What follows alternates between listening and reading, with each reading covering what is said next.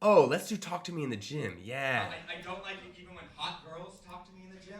Okay, I haven't done this set in a while. Maybe I'll even do it again. But here you go. You've seen him all night. It's me.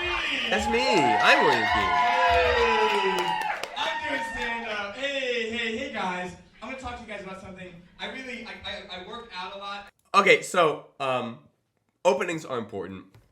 I'm gonna harp on that on any set that I analyze. So I keep the energy, but I think I let it drop a little bit. Like ideally, you want the audience to be going, yay, oh great guys, let me talk about this first thing. And you want to like transition that energy directly into your set, so you don't have to dig out energy. I don't think I fully do that. Let's watch. Hey, I'm doing stand-up. Hey, guys. I'm gonna talk to you guys. So my hey kind of shuts them down. I'm trying to keep the energy up. Like, hey, I'll take your energy, but it's also like, hey, shut the fudge up. I'm talking now. So I wish there was a way of being like, thank you, woo, and celebrate them making noise first. You want to reward the audience for making noise so that they will feel rewarded laughing. So I could have done a better job. To be fair, I am going, woo, I am keeping the energy up in my own body, but I don't like that I was sort of pushing them down with that. Guys, about something. I work out a lot. I know it doesn't exactly show what I do. And I have one big pet peeve, and it's a gym pet peeve. And what that is when I'm in the gym, don't talk to me. Yeah? So I think the looks at me, the don't, and then I look at people, I think that's important because it is getting the audience to know that, hey, I'm not just talking, I am playing with you really in this moment. This is a live thing that's happening. Yeah, this setup is a little long. It could have just been like, hey, I got one rule in the gym, and that is don't. Just do it. I don't need the whole, it's a pet peeve, it's a gym pet peeve, but there's some fat there that could be cooked out. Yeah, I don't care what the situation is. Like, William, the gym's on fire. I don't care. I want to feel the burn. That joke is almost as bad as talking to me in the gym. The biggest offender. Yeah, so okay. So now the audience is starting to open up to me. I'm making eye contact with them. I'm giving a cadence that's like, okay, hey, yes, you also are part of this. So I'm slowly easing into it. It took me we're 42 seconds in. I could have already been here 10 seconds earlier, so worth noting. But I was sort of like neutral, not digging myself a hole, and now I'm sort of climbing up the mountain. So overall, positive. Offenders are wannabe trainers. You know, I'm not on steroids. But if you need some, I know a guy. They'll interrupt my workout and be like, hey, do you need help with your workout? No. Do you need help with your social skills? I have my headphones in, and I'm using my angry face. It's New York. We all. Yeah. So I'm referencing the audience. I'm like, look. I never get enough time to write because laughter party. But these are like B- at best jokes, but B+ A- delivery. So it's feeling like a pretty good set already. I'm making the audience laugh more than they would if the jokes were just written on paper. No super golden jokes have come out of my mouth yet. And the one that does, I flub. Oh, that's my favorite joke in the set. I flub. But it's worth noting. There's, in gaming, there's all these like thousands of micro decisions you make that allow you to make the big play of the game. And so, I'm making the proper micro decisions. My game sense is on point. I'm using cover. I'm making sure I reload or whatever. So while I might be missing my shots, I'm not dying on stage as many people do. After, they might hit a shot and then they die. And then it's like, okay, you served your team less than I am by my intelligent game sense. You all have an angry face, right? Yeah. For the subway, or like sex, I don't know how to use it. What's funny with me is my angry face never matches my music. It's like, and I am telling you, I'm not going. Right. It's also interesting. Okay, so that joke did not land, and it's a big joke. That's one of those swing for the fences jokes. If it doesn't land, you are caught with egg on your face because it doesn't feel natural. There's no other reason to say that other than the laugh. So when it doesn't get the laugh, you kind of have to recover. I blaze past. I'm like, shuffle that under the curtain. But that's when improv comes into being about like, oh, if you guys don't laugh, I'll make my angry face. Or like, no one else listens to Broadway in here. Just some sort of comment to acknowledge that, and I could have made a recovery. So egg on my face, count 1. I haven't made an omelet yet, but I'm getting there. Real angry face is this. What? What's that, United? You canceled my second flight today? Oh. I'm angry. So yeah, so like speaking of what I was talking about earlier about like B- jokes, A- delivery is like I didn't have an ending for that. I had just stayed in the avatar of the emotion and continue with it. The beginning was clever enough that I think the beginning of that was like an A+ joke, but the ending, there was no ending, there was no off ramp. So overall, it averages out to like a B- joke. But the audience is now on my side. They're feeling me. They're like super giggling because the performance and because I haven't dug myself a hole yet. Even with the egg on my face moment, because we braised past it, we didn't make them feel uncomfortable about it or like you didn't like that. There's no active tension still in the room. Yeah, I also I don't like it even when hot girls talk to me in the gym. Hot girls talk to you? They do! I don't know why that laugh was so big. But they do talk. And that's the true heart of stand-up. I'm doing my material. I notice that the audience suddenly reacts big to a part that really shouldn't be funny. Then I react to their reaction with a joke, so the audience knows that, oh, this is real, this is live, my input is causing some sort of output, and it is all to be had. And the audience knows that it's like one thing. That moment is like what stand-up is, more than just the words that I'm saying. The words are the least important part. You have to have them, but they're the least important part. They always say the same thing, and what that is are you done with the Stairmaster? No, I'm not. So secret, you guys, my Stairmaster workout is 2 hours long. My ass is so strong, and my knees are so weak. It's just like that. Yeah, so I'm not doing any more audience playing moments, right? But because I had that one big one, I've gotten them fully on my side for this whole bit, and they've started sort of been like a big explosion of laughter ever since that moment. Watch. So like I literally have pivoted from having egg on my face, a completely failed big swing moment, to now like sort of having them in the palm of my hand, at least for this little bit. Oh, I'm angry. Yeah, I also. So dead energy now. There's no real off ramp to that joke. Even when hot girls talk to me in the gym, hot girls talk to you? They do! I don't know why that laugh was so big. But they do, they talk to me in the gym. They always say the same thing, and what that is are you done with the Stairmaster? No! Great, and it's coming from that same section So of girls in the guys, front my that I Stairmaster just played with. 2 hours long! Right? That same so like hyena-y laugh each time, because I won them over. It's just like crack. Is someone making popcorn? No. William's going downhill right now. Like that's a The C- reason I work joke, out so but it's still much got is I a love decent to- laugh. Do we like to eat? Twice a week, I will eat a full DiGiorno pizza. Not anymore, baby! Losing that COVID weight. I do miss it though. It's disgusting. I feel disgusting. But as they say, it's not delivery, it's a compulsion. Please stop me. Please help me. It's disgusting. I'm also unhealthy before I go to the gym. I need to amp myself up. Are we at So yeah, so I'm trying to keep reigniting that. The jokes are okay. They're not amazing, decent. I'm doing, once again, as far as micro decisions I want to point out, I'm making sure few words before punchline, so that the words I need to feel highlighted are highlighted and they're not getting lost in the sauce, as if I just keep talking a lot and then maybe I say a punchline here that you miss because I just keep talking and I keep going on and you don't know which words to focus on, and then everything would get lost and I'd be doing a poor job as a stand-up, right? So I'm doing a good job naturally highlighting, and that is one of those things that's putting me in the proper position that if this were a video game, like, oh, my team can now rely on me for this game instead of me being dead. And then these moments about like, hey, how do you guys feel about this? It's just to make the audience feel, once again, like, you are part of this. We are part of this. We're into this together. This is not just about me talking. coffee crowd? So you drink coffee. Do you drink coffee to wake up in the morning or to take a poop? Yeah. Mostly number one, but maybe a little bit number two. Great. Oh, yeah. Audiences always pull back on that joke, like, ugh. But my coffee friends are like, I don't know. I pour the brown liquid here, and as soon as that brown liquid comes out there, so I know I'm not crazy.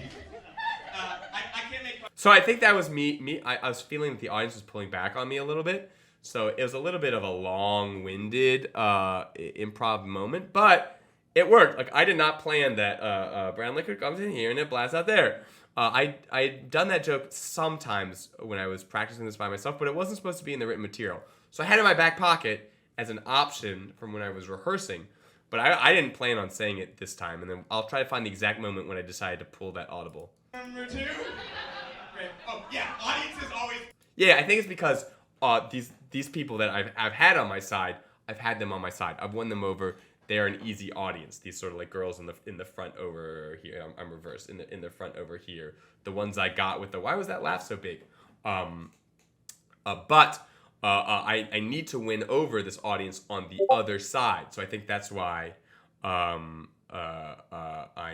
am trying to do that audible. So I'm trying to win more of the audience up. So similar to how I think I won them over with that audible of like, why'd you laugh so big at the girls talk to me in the gym? I'm trying to pull more pockets of the audience that might be less responsive than I want and get them on my side. So that's what I am doing currently.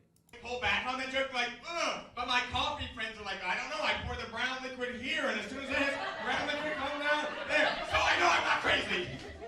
I can't make fun of coffee drinkers though because I do 5-hour energy. Yeah. It's a bunch of caffeine, like 2 days worth of vitamins, and a strong aroma of battery acid. It's how you know it's working. I can taste the electricity. But I've gotten too used to it. Now I have to use their more intense. I'm talking a little bit over them. So context on this 5-hour energy bit. I did a version of this years before this, and like I could never really get it to work.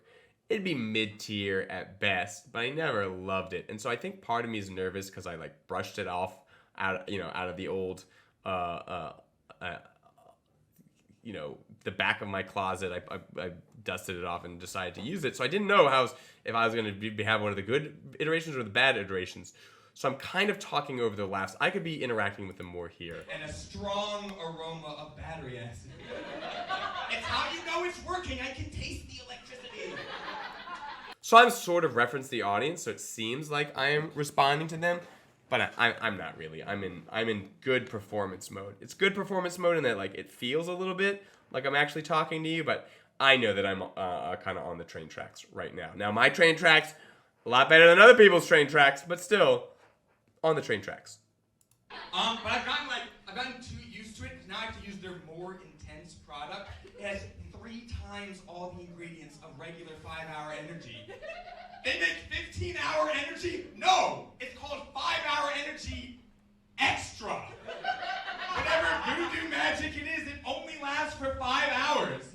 5-hour energy regular. You take it, you're like, oh, I'm feeling... So I love this punchline that's about to come up, but this setup is not worth the punch. You see how long I'm talking about this, and this is one of the reasons why it's so hard to crack this. And I have multiple different ways that I've tried. But watch how long this is. So we're at 3:51 right now. Where does the setup start? It's called 5-hour energy. Oh, I'm still talking about the setup? What the hell? Now I have to use their more intense product. Oh my goodness. I can taste the electricity.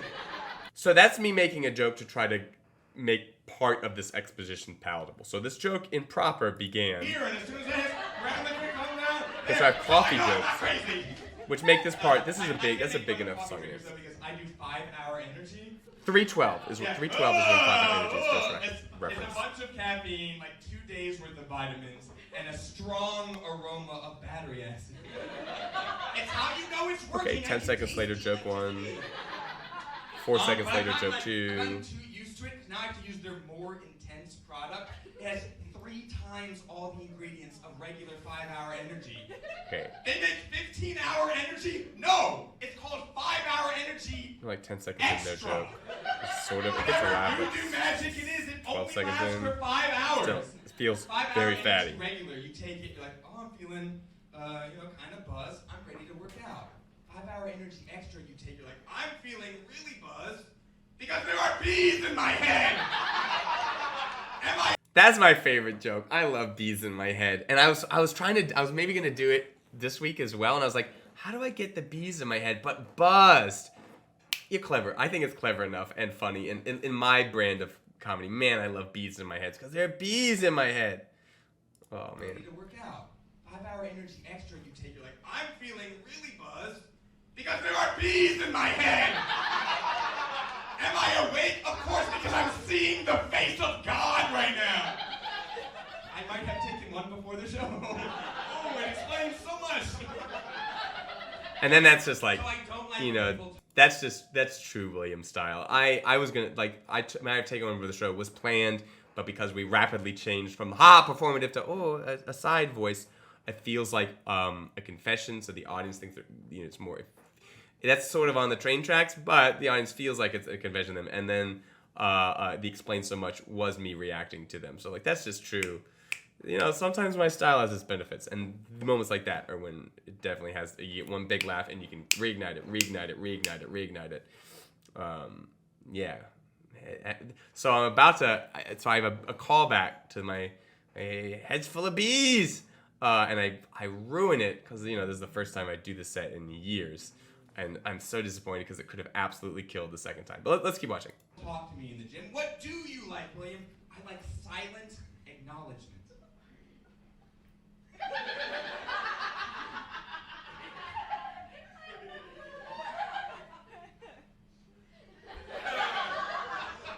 There's so many people in my gym that I have such kind regards for. There's this one guy, every time we walk by each other, we go,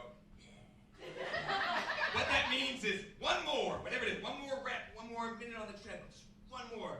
So I kind of shushed them. People started laughing, and I was like, I went to them like one more to be like, hey, no, listen to what I'm saying.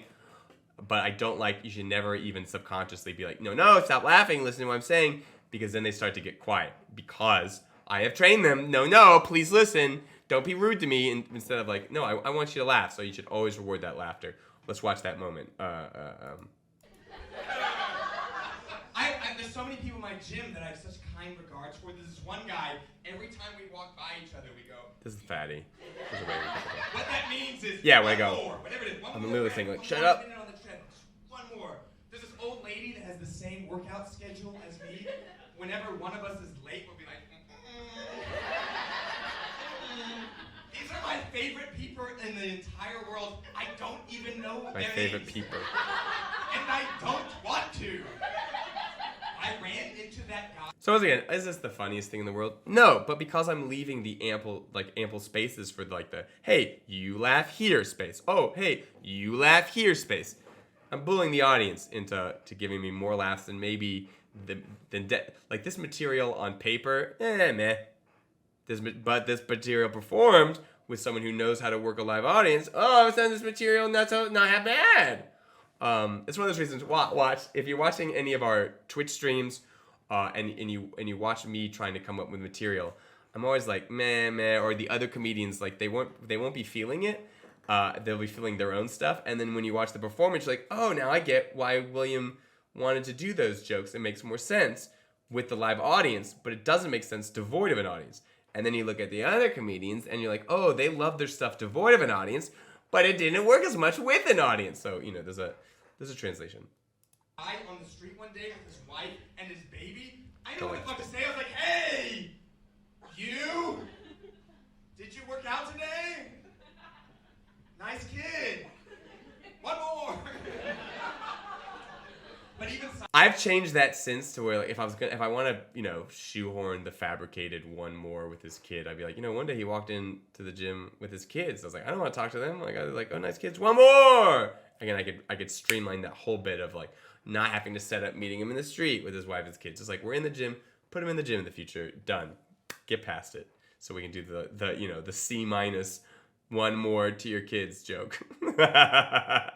silently, I've had some weird experiences in the gym. I once had a guy open my shower door and just go, eh?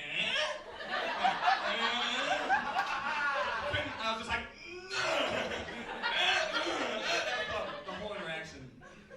I Okay, so I'll leave you guys with this one thing. 1 minute and 20 seconds left on the clock. Uh-oh, this might be a longo. I used to run marathons on the treadmill, which sounds cool, but it was just so I could watch Saturday morning cartoons. That's any cool thing I do in the gym. So I finish it. I finish a marathon on the treadmill. I'm giving like high fives to people on the treadmills next to me. I could have cut to here. Blowing kisses to my gym crush, like. However, I'm not paying attention. That didn't land either. Could cut that. Once again, one of the problems with me mostly testing my material for the first time on stage. Attention, so I trip and fall. Now, anyone who's happened that before knows that the tread. Yeah, anyone who happened that before. William, you dum-dum. Keeps smelling. So I get slammed against the wall, and like the loudest noise ever shoots out. Basically, like the treadmill said, "Loser! Loser!" So that's, once again, that's a product of me having to write too much for other people in the course of a laughter party, writing an hour of comedy every month.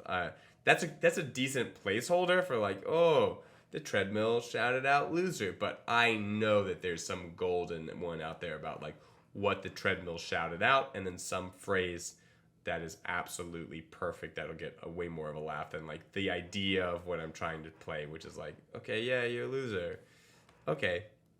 So like we've had like 3 jokes not land in our big finale. Can we make it worth it, William? My gym crush comes to help me, but I just ran a marathon, so I'm like, oh God, please think of me as a sexual option. If I was As much could've... as I hate this bit and I'm like cringing watching it back, I will say I'm doing a lot of big physical things, and I am making it seem natural enough that hey, I'm just talking to you, and the audience is enough on my side that this could very easily be egg on your face material, and it's not. It's not landing, but it's not landing like to an embarrassing degree. You know what I'm saying? I don't feel embarrassed for myself. I still feel like, oh, okay, yeah, he's just telling a story. And he tells stories big because I have a vibe from him from the rest of the set. So I get away with more because I tend to be bigger when I got you on my side. So I can sort of do more things, and it feels natural to my character rather than like if I was this comedian who just did this the whole time, just talked into Mike, and then I try to do one bit where I move my arm. All of a sudden you're like, oh, this person's moving their arms? What a wild bit. Versus if I'm wild and crazy the whole time and I do something wild and crazy that doesn't work, you're like, oh, that's natural for him. It doesn't feel as much like, he got stuck on a big bit that didn't land. Could have been smooth. I could have been like, oh, I thought I was going to be picking you up. But of course, I didn't think of that because going through my mind was just one thing. My head's full of bees! Okay, so here's what happened. I'm trying to end this bit with like, but I didn't say anything clever because my head's full of bees. Done. But I said what's going through my mind.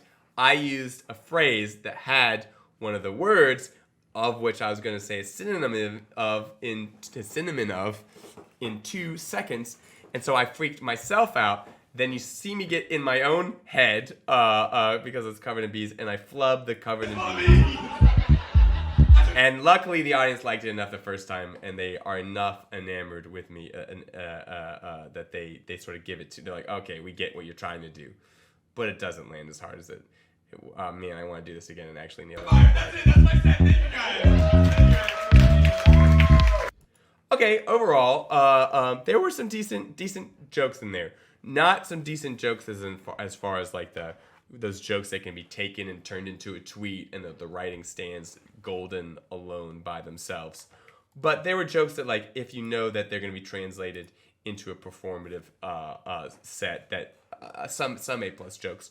Overall, like C+ B- jokes, but like I say B+ A- delivery, and a couple of like one big egg on my face moment. No omelet though, no omelet here, just one big egg in my face moment. And I've won the audience over enough with my small micro decisions that I big flub in the end, and they gave it to me. They're like, okay, you got this, William. It's all you. So overall, bravo, Jim Peeves and 5 Hour Energy. Hey, check it out on Laughter Party if you want to see more. And I'm actually gonna probably be chopping this up and making some Instagram, TikTok videos out of this. This is pretty good. Yeah, it's pretty good. Hey everyone, if you made it this far, consider giving this video a like or a comment. You can subscribe to this YouTube channel for more stand-up analysis, lessons, and writing, or you can join us live on Twitch every week and help us write our comedy. Check us out. Okay, bye.